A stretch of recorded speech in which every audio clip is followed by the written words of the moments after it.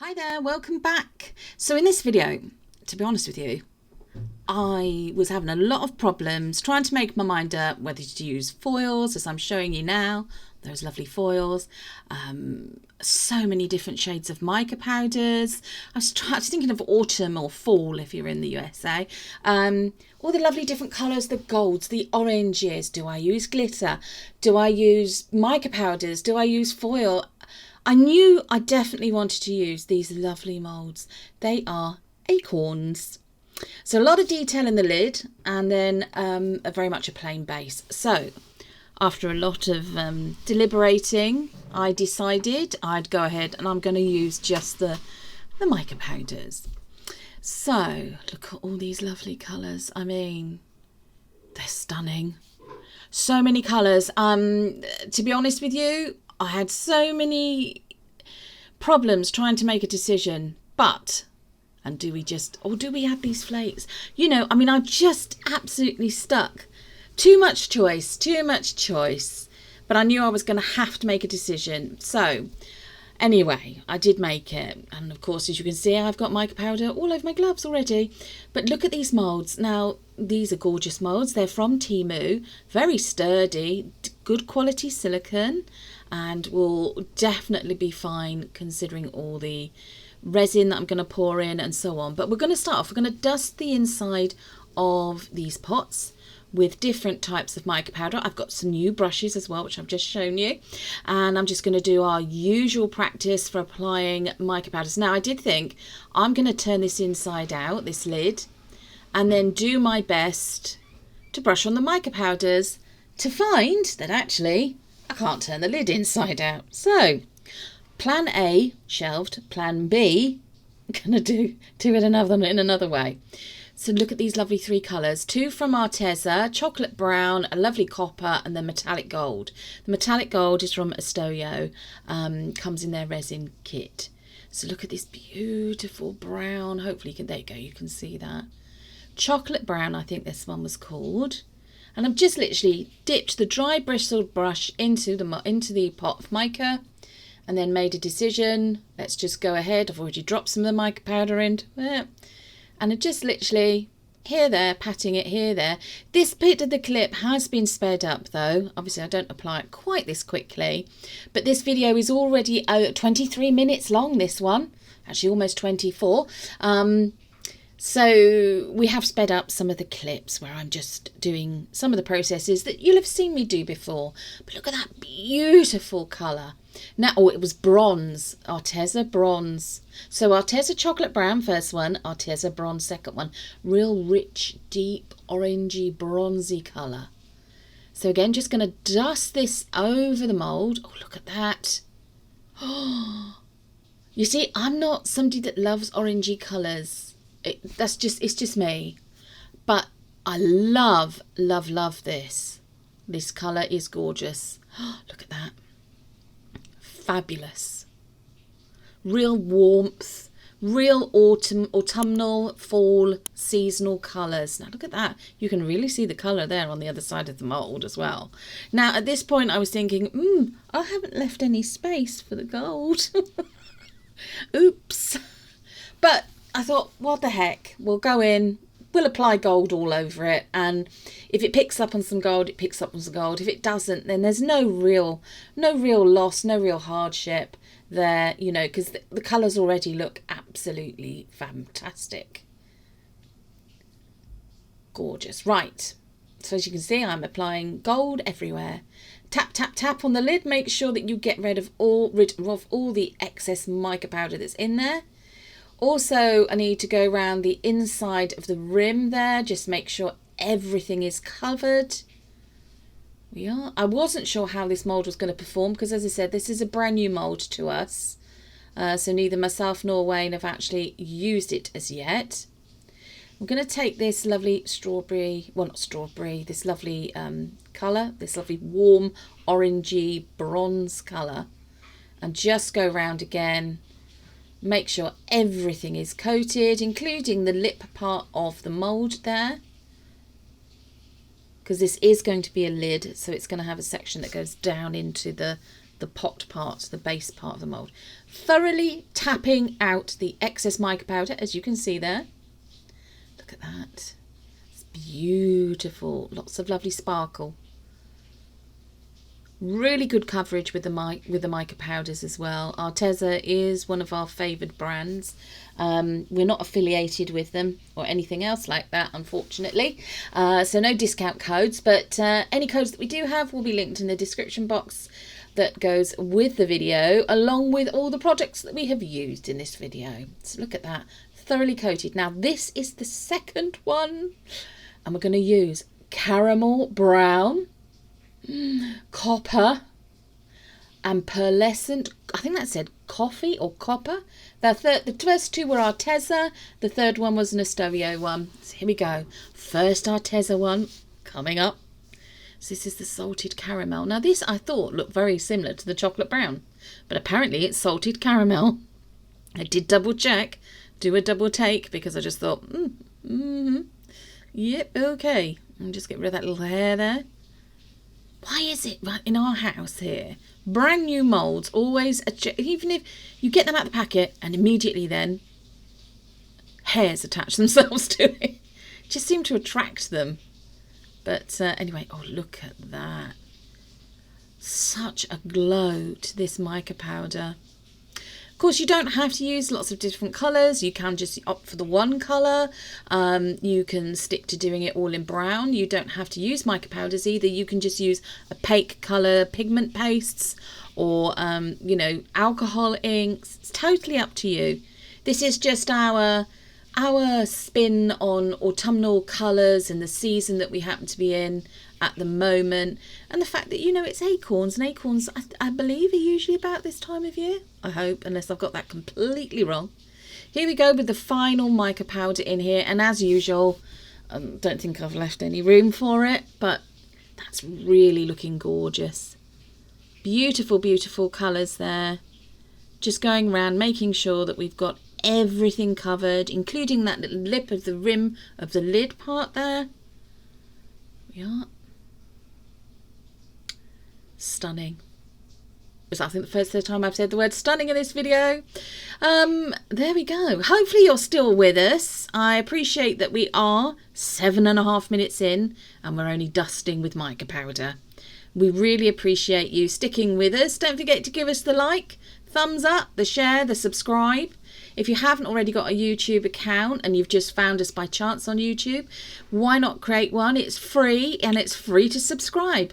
Hit the notification bell, and then every time we upload a video, which is 3 times a week, on a Wednesday, a Friday and a Sunday at 5 p.m, and that is British time, the current British time, or UK time I should say, you'll be notified that we've uploaded a video. You can also then, if you're a subscriber, join us in the live chat, because all of ours are premiered, our videos. So if you've got any questions while you're live premiere watching, then you can ask us there and then. So what I've done here is I've got 3 separate mixing jugs. They're silicone based, silicone mixing jugs, easy to clean. And what I've done is I've put in the 3 colours of the mica powders. This was the first one I did. So if you remember, we did chocolate brown, we did the gold, and I think it was the bronze. So I've added a bit of mica powder of each of those colours into these singular mixing silicone pots. Added a little bit of the resin. The resin we're using, Tea Expert resin, 1:1 mixing ratio, and it's crystal clear at this point, although by doing this I am adding bubbles in. Look at that gold. Oh my goodness. It literally does look like molten gold metal. And then here's this beautiful bronze sort of colour. I always want to say it's copper, but there we go. And we're also going to make up some white. So we're going to make up rather a lot of white. I think I showed you briefly the white pigment paste that we're going to use for the white. Look at that gold and the chocolate brown. And then this colour as well. Oh my goodness me. Rich, gorgeous, sumptuous colours. So I've also made up a lot of white. So what we're going to do is we're going to do layering. So you've got some white going in. Then we're going in with some of the gold. Okay, then we're going in with some of the chocolate brown. There we go. And then the gold. Stunning. I love doing this. I love doing this technique. You never quite know how it's going to turn out when you pour it into the mould. If you do acrylic paint pouring, or if you follow any artists that do acrylic paint pouring, they would call this layering up their cup. And they do it with different colours of acrylic paints that have been mixed with a pouring medium.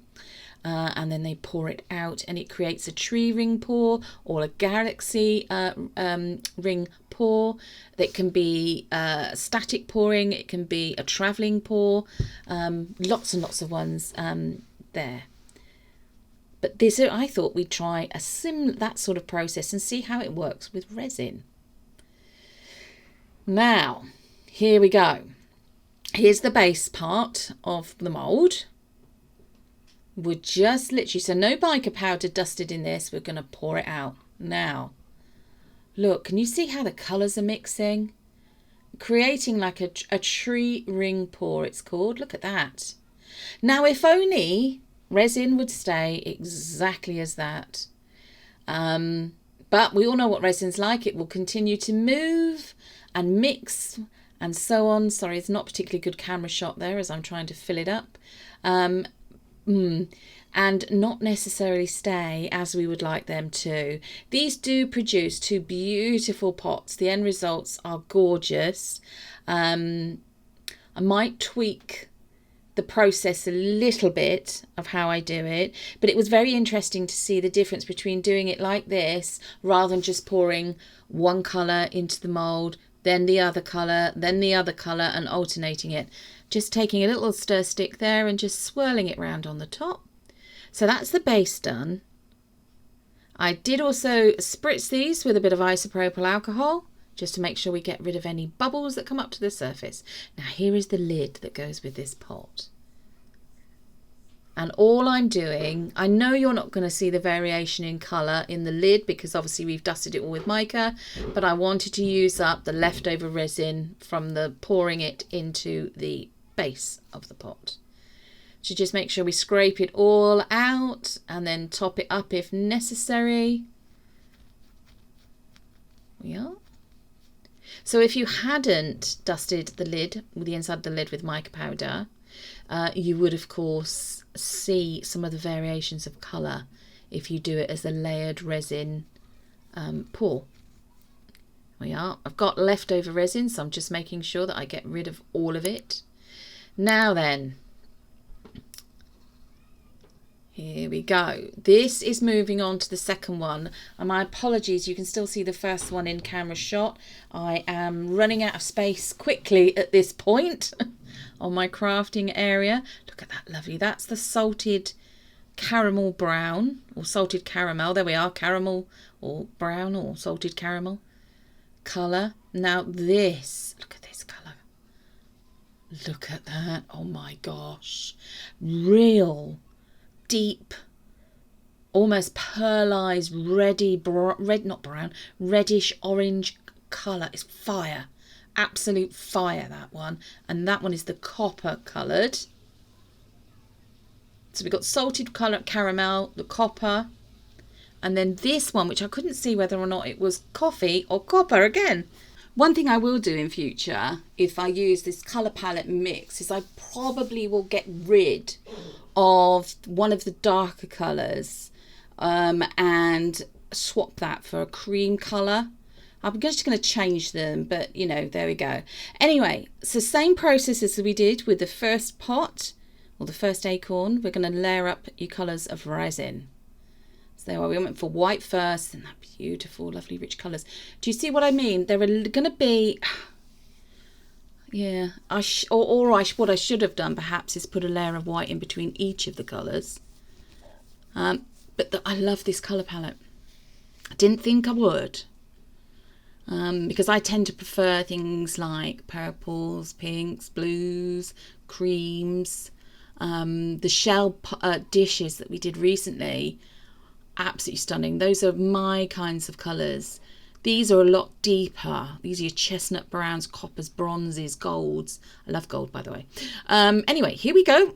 we're pouring. It has been sped up. I didn't pour it quite that quickly. Thanks if you're still with us. Really appreciate it. Supporting us on our crafting journey. Look at that. That looks beautiful. Love the mix of colours already. Yeah, I think probably the browns and the coppers were just too close to one another. Yeah, definitely. From looking at it from here, I definitely needed more white in it. But did give a lovely overall result in the end, and you will see that very soon. So I had enough leftover resin at the end. I hoped to make two, not one, but two fluted edge coasters. And here we go. So with some of the clear resin that I had left that wasn't mixed up with colours, I added in some of those cosmic flakes. So here they are, the gilding flakes, cosmic colour. Oh my goodness. Lots, look at that. So that's a whole mix of all of the colours. Now, you know, I was just gonna, let's see if I can make something useful out of the resin that we have left over. As I say, I'm very sorry I didn't zoom in any further, but a very busy work area currently. There we go. And there we are. We've poured some of the clear resin with the flakes in, and then over the top we're just going in with a whole mashup of the other colours. Look at that. Now that is very interesting the way that looks, but as we know, resin will not just stay put. It is going to mix, it's going to move, and it will do that all the time until it really starts to cure. And then I went in with my little stir stick, just tried to move it around a little bit just to see. But look at that, lovely. So I did do the other one as well, very, very similar to the first one, but here we go. I'm demolding now. Look at this. Here we go, pouring it down. We've got a few little bubbles around the bottom, but to be honest with you, I think that just shows that it's handmade, and I don't think it detracts from its value at all. But look at that mix of colours. Oh my goodness. Yeah, a little bubble along the top there, but that's fine. It shows it's handmade. Beautiful deep warm colours, then background with the lovely browns and the golds. And I don't know if it picks it up particularly well, but if you turn it and the gold shimmer hits the light, wow. So here is the lid. Now this did give me some problems trying to demold this, to the point where I resorted to a mini stir stick. And I thought, am I going to have to call for Wayne's help or not? But this was the first time I'd ever demolded from this pot, and in the end I decided to do this. Obviously go careful with how you demold things. Make sure you don't ruin your molds. Don't use anything with a sharp end. And then I realised, looking at this, oh, we've got some rather large pieces of resin missing, which is a real shame. But I'm thinking I might actually be able to fix it if I mix up some resin with the mica colours in, tape it off, and I might actually be able to fill those bits up. I'm going to have a go. I'm definitely going to have a go. If it works, but I'm not happy with it, to resell it at at craft fairs or online, then we'll keep it, and I'll just have to make another one. How awful. But look at that colour. Look at the detail on the lid. I think it picks up beautifully. It fits snugly into the base. But look at that. And then the white that comes in. It's got quite the look of like a natural marble to it. It's beautiful. Absolutely beautiful. So then this is the next one. I'm just demolding this pot. As I said, I'm actually wearing a couple of pairs of gloves to protect my hands. I'm trying to demold something out of a brand new mold. Oh, look at this. So this one I thought, oh, that's a lot paler. This was the first one that I did the pour for, not the second one. And look at that with the mix of colours. Much more of a mix, an extreme of colour mix here. But again, still just as beautiful. We will tidy up around the bottoms of these pots as well with the deburring tool. Here we go, trying to demold the second lid. And I really, really hoped at this point that I wasn't going to have the same issue. So I'll just move camera angle here a moment. Look at this. So I've got a bit of mica powder left on the mould, but I don't really think that detracts from it, from the lid. couple of little bits of mist out, but not so much that I would be worried too much. Very, very gold shimmery shine there. Look at that. Stunning. And then that one on the pot. Yeah, sorry about the lighting in this one, but look at that. Apologies about the dog barking in the background then, but look at this. I mean, this is almost on the nude or neutral colour combination there. Extreme, I suppose, difference from that first one I demolded. Now, this was one of the coasters. Can you see how everything's just pulled into the centre, which is quite often what can happen with the resin? So this is one side. We will go around the top edge with a deburring tool just to get rid of any sharp edges, but that's beautiful. Yeah, here we are. Well, with either deburring tool or a nail file or an emery board or very, very lightly with some sandpaper, just in case it's a little bit sharp. But look at that. I think that's gorgeous. But the thing with this is, oh, and look at the sides. With the different colours of resin and thing. Now, I was going to put a colouring pen, oh my goodness, on the sides. Sorry, I got interrupted myself there. But I'm not going to bother. Look at that. So this, on the pot there, if you wanted to put the pot on the pot, you could put the pot on the coaster if you wanted, or you could have them completely separate. But definitely you could use it either way. That way or the other way. Now here's the other one. Let's see what this one looks like. Again, it looks like it's poured in towards the centre on this side. And then let's see what, look at the edges. They're gorgeous. Absolutely gorgeous. And then that's it. Wow. Now that reminds me of lots of autumnal leaves sort of on like a forest floor or in the countryside on the floor. Beautiful. So yeah, I'm not going to edge the coasters. Oh, lid came off there. Not going to edge the coasters with, you know, an acrylic or chrome paint pen, which is what I was thinking of doing. I'm going to leave them as they are because they're really beautiful in their own right. So there we go. Look at those beautiful coasters. That's them that way. And then here's them the other way. So you could use them either way.